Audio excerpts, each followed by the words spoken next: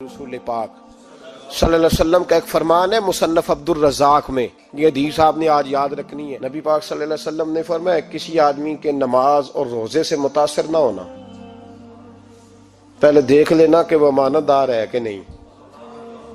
किसी के नमाज रोजे से मुतासिर नहीं होना, पहले देख लेना कि दयानतदार है कि देखना लोगों की जेबों पे कितनी नजरें डालता है। फरमाया बहुत सारे नमाज रोजे वाले धोखेबाजी करते हैं, दयानती न करें, अपने ओहदे का पास रखें, अपने मनसब का ख्याल रखें।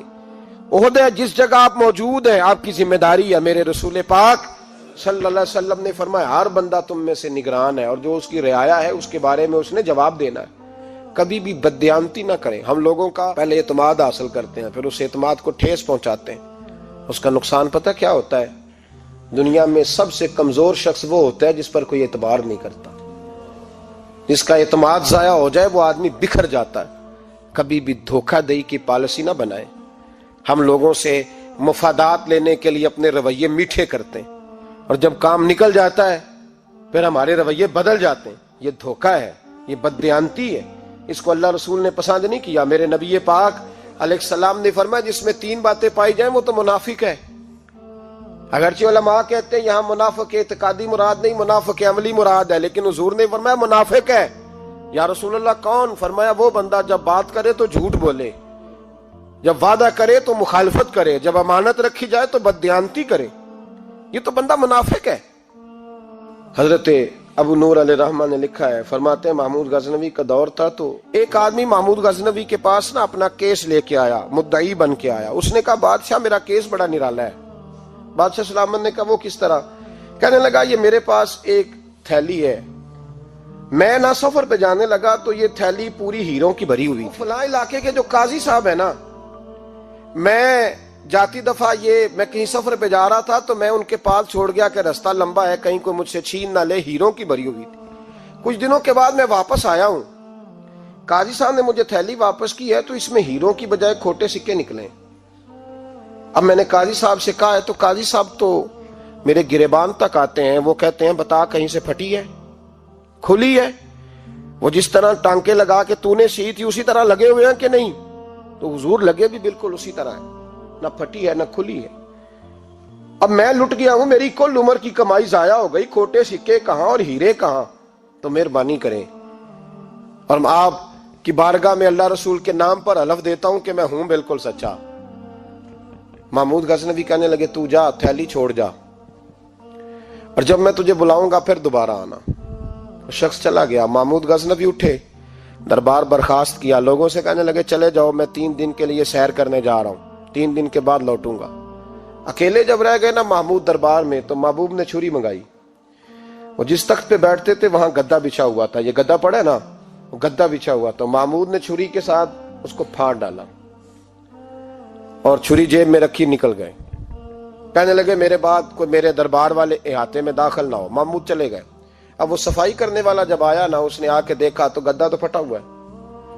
उसने शोर डाल दिया, पहरेदार भी आ गए, फलां साहब भी आ गए, फलां साहब। उसने कहा ओ खुदा के बंदो उसका गद्दा फट गया है, वो तो मार डालेगा।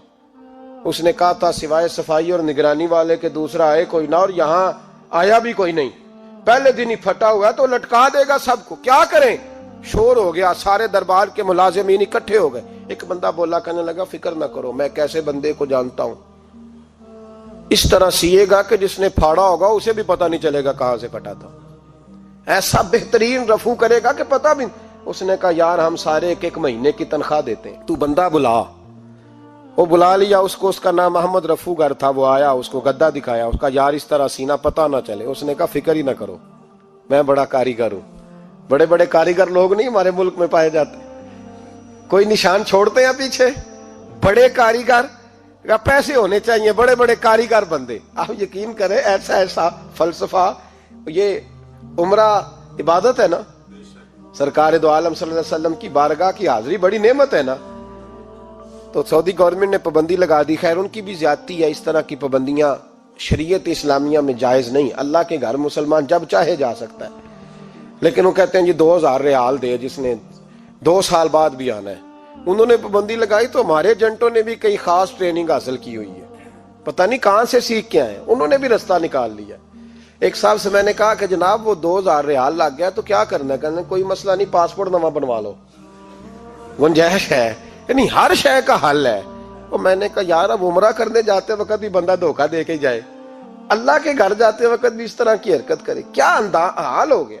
ہر چیز کا لوگوں نے حل نکال لیا، ہر چیز کا لوگوں نے سٹائل بنا لی۔ ایسا نہ کریں، یہ درست نہیں۔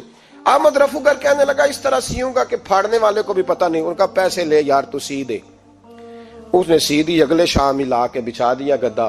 تیسرے دن بادشاہ سلامت آئے، آ کے پہلی نظر گدے پہ ڈالی، اس نے بلایا سب ملازمین کو، کہا کس نے سیا ہے؟ کہا جناب کیا ہوا؟ کہا یہ پھٹا ہوا تھا۔ کس نے؟ کہا نہیں پھٹا ہی نہیں۔ وہ کہنے لگے بنو بات میں خود پھاڑ کے گیا تھا، تو بتاؤ صحیح سیا کس نے ہے؟ کہا جناب آپ پھاڑ کے گئے تھے تو بتایا کیوں نہیں؟ فرمانے لگے اسی لیے تو بتایا نہیں تھا کہ تم خود تحقیق کر لو، بلاؤ بتاؤ سیا کس نے۔ تو بلا لیا، احمد رفو گر آ گیا۔ اس کو جب بلا کے سامنے بادشاہ کھڑا کیا، کہا بھئی تم نے سیا ہے؟ کہنے لگا حضور آپ کے سارے ملازم کٹھے ہو کے آئے تھے، میری غلطی کوئی نہیں۔ کہا نہیں یار تو بڑا کاریگر ہے، میں نے اپنے ہاتھ سے پھاڑا تھا پر مجھے بھی نہیں پتا چل رہا کہاں سے پھٹا تھا۔ اچھا یہ بتا یہ تھیلی جو ہے یہ بھی تو نے سی تھی؟ اس نے کہا جی آپ کے خادم کا ہی کارنامہ ہے، وہ فلانے علاقے کے قاضی صاحب آئے تھے، اس میں سے ہیرے نکال کے تو کھوٹے سکے بھرے تھے، تو مجھے بھی تھوڑا سا حصہ ملا تھا۔ محمود نے سارے گواہ بھی اکٹھے کر لیے، ثبوت بھی اکٹھے کر لیے۔ پھر قاضی کو بلایا، پہلے سارے ثبوت اور گواہ کیس حل کر لیا۔ پھر ہمارے ہاں یہ حال ہوتا ہے کہ مدعی 2-3 ہفتے کے بعد خود ہی ہاتھ باندھ جاتا ہے، کہنا تسی میری جان چھڈو، مجرم پھڑو پاوے نہ پڑھو۔ وہ کہتا ہے مجھے معافی دو، میں رہا۔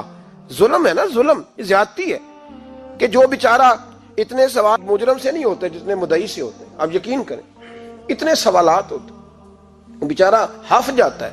یہ طریقہ درست تو نہیں، ایک لٹ گیا اور دوسرا طرح طرح کے سوالوں کے جواب دیتا پھرے بیچارہ۔ سارے ثبوت اکٹھے کر کے قاضی صاحب کو بلایا، تنہائی میں لے جا کے محمود غزنوی نے کہا قاضی صاحب آپ سے غلطی ہو گئی، غریب آدمی تھا، وہ لٹ گیا ہے، اس نے تو بڑی مشکل سے کچھ ہیرے جمع کیے تھے اور اس کی کل کائنات تھی، تو آپ اس کا مال اسے دے دیں، بات ختم۔ قاضی صاحب کہنے لگے آپ مجھ پہ الزام لگا رہے ہیں، سوال ہی نہیں پیدا ہوتا۔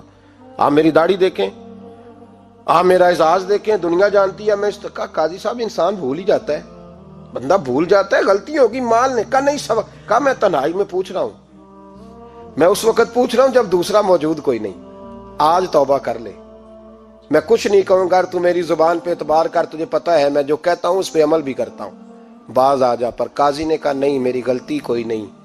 محمود نے پھر بڑے دربار میں بلا لیا، مجمع عام میں۔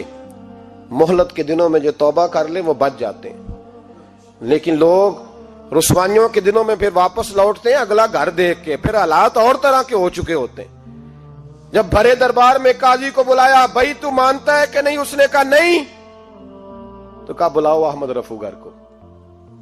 جب وہ احمد رفو گر آیا تو بوڑھے قاضی کی ٹانگیں کانپنے لگی، جملے ٹوٹنے لگے، لفظ زمین پر گرنے لگے، بات صحیح نہیں ہوتی، زبان لڑکھڑانے لگی۔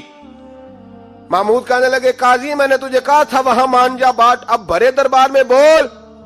تو جب قاضی صاحب کی گردن خود بخود جھک گئی تو دنیا سمجھ گئی، کہا نکل جا میرے دربار سے۔ محمود بولے نکل جا، اتنی تجھے عزت دی، اتنی بڑی تنخواہ دی، قاضی بنایا، اور یہ تھوڑی سی رقم کے لیے، تھوڑی سی رقم کے لیے تو بددیانت ہو گیا، چل چلا جا، نکل۔ قاضی دربار سے نکلا تو لوگ لعنتیں برسانے لگے۔ کل جو دکانیں چھوڑ کے سلوٹ کرنے آتے تھے وہ کہنے لگے اس کی عمر دیکھو، اس کے کام دیکھو، دیکھو اس نے کیا کیا۔ گھر گیا، بچے جن کے لیے پاپ کمایا تھا، جنہاں لی تو پاپ کمائے ہن کتھے نہیں ہو تیرے کر دے۔ وہ بچے کہنے لگے ابا جی ہم تو سکول مدرسہ جانے کے قابل نہیں رہے، امید تھی کہ بیوی ساتھ دے گی۔ وہ کہنے لگی میں میکے کیسے جاؤں گی، گلی کی عورتیں طرح طرح کی باتیں بناتی ہیں۔ اور بھائی کامیابیوں کے بڑے سربراہ ہوتے ہیں، کوئی کامیاب ہو جائے تو سارے کہتے ہیں میری سپورٹ سے ہوا ہے، ناکامیاں ہمیشہ یتیم ہوتی ہیں، ناکامیوں کا کوئی سربراہ نہیں ہوتا۔ جب تک تو قاضی تھا تو بڑے بات تھی، ہر بندہ کہتا تھا رشتہ دار ہے، اور رسوائی ہو گئی تو وہ تیری آنکھ ہو یا سنگ ملامت کی چبھن، کون پہنچا ہے میرے درد کی گہرائی تک، دور شہرت میں تو یاروں نے کیا یاد بہت، ساتھ آیا نہ کوئی کوچے رسوائی تک۔